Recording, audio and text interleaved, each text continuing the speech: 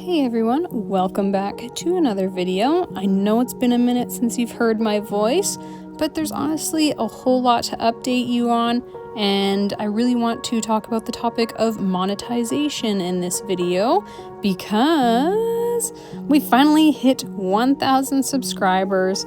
I'm feeling completely blessed and so excited about all the people that have taken the time and really enjoyed my content and thought about subscribing. So cheers to everyone that has. You are all completely loved and welcomed, and I can't wait to see how much growth the channel sees within the next year. But the main topic of conversation, like I mentioned, is monetization. And I kind of want to talk about my process and how I have gotten to this point. No, unfortunately, I'm not monetized quite yet, but I am 2/3 of the way there. So I will tell you what it's kind of looking like for me so far. Just for a bit of background information, I've been doing YouTube for about 3 years now. In all honesty, the first year was quite slow, obviously because I'm just starting out and I was posting quite inconsistently. Not that anything's changed now for the past 3 years, but anyways, obviously I've gotten a bit more comfortable using the camera, being in front of the camera, hopefully speaking in front of the camera or into the phone. But it's really been a crazy journey of figuring things out, and obviously it's been slow, but it's gotten me to where I am now. So like I said, we're currently sitting at 1,000 subscribers, but there are a few more requirements to getting monetized, which includes watch hours. So for the first part of monetization and or becoming a YouTube partner, there is a requirement of hours that you need to get within the last 365 days. So for the first part, you have to have a minimum of 3,000 watch hours within the last year. So what that means is the amount of hours that people have sat and watched your videos. Now this could be through long form content and short form content. It doesn't really matter which one gets you the hours as long as you're getting those hours. And then the other requirement is obviously that you need to have a minimum of 500 subscribers, which thankfully we've surpassed, but I'm still working on that watch hours minimum. So I'm currently sitting just under 2,000 watch hours, which is really exciting.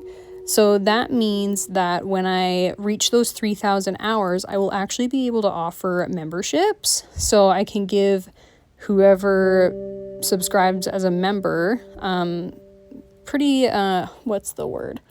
I guess exclusive content or maybe behind the scenes. I'm not too sure what I would offer for that kind of thing, but it would be fairly cheap to subscribe, although I'm not too sure if there is a minimum or not. I'd have to look into that a bit more.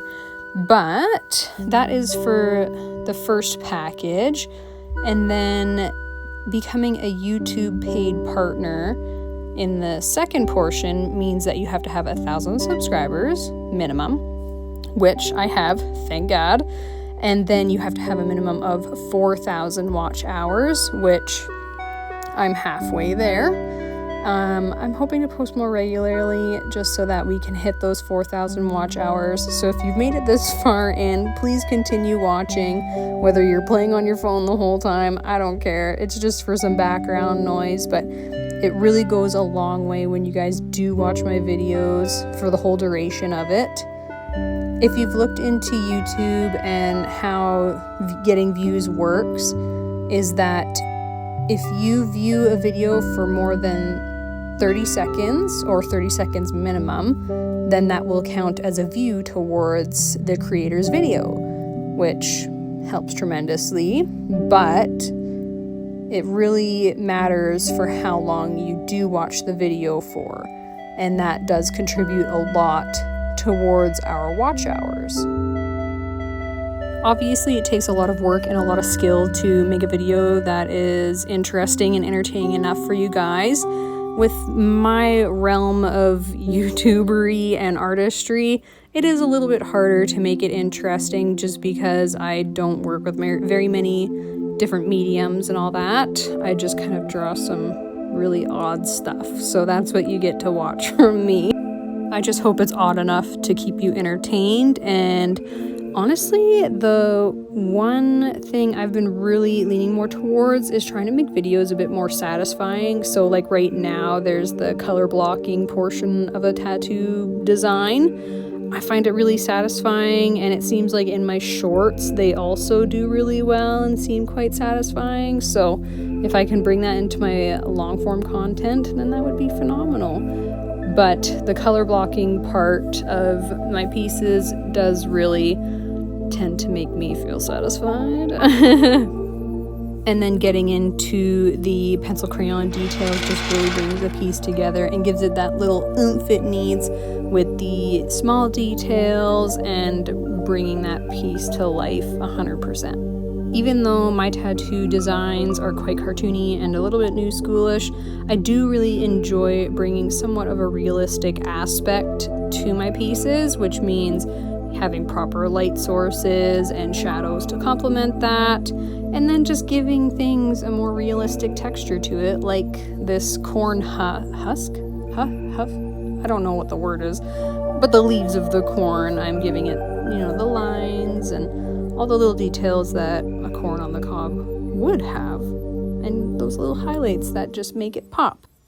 And I also wanted to include that secondary light source, which is the blue kind of peeking out underneath each of the vegetables. I'm not gonna lie, when I first started putting the blue in, I was really nervous that it was gonna work out because it just seemed a little odd and I guess maybe didn't make sense. I don't know, maybe I just didn't place the secondary light source properly, but in the end I do enjoy that little pop of blue, which makes it super nice and gives it some variety.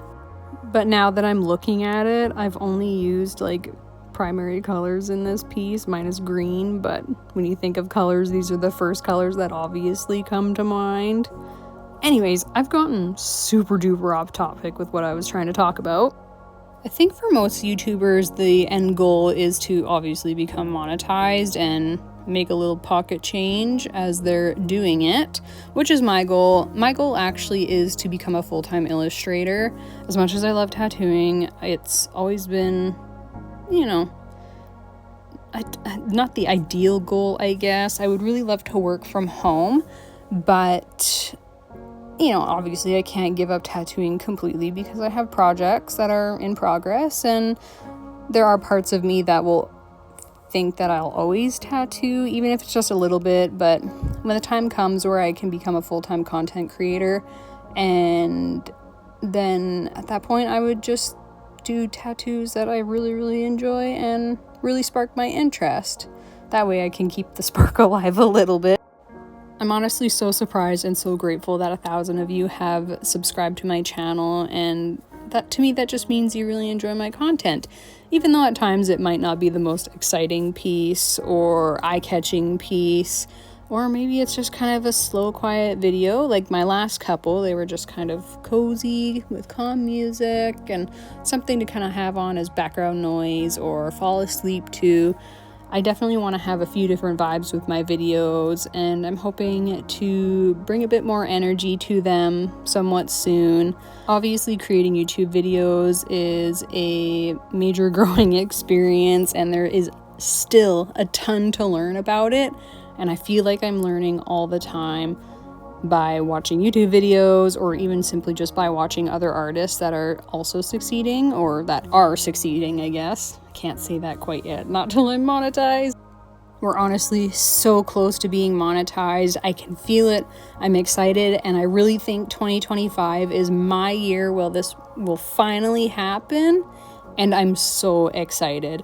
Within the last year, my channel has just really started to grow, and it has become honestly a lot bigger than what I imagined it would be. I wasn't too sure how popular tattooing or illustrating, specifically of tattoo illustrations, would get.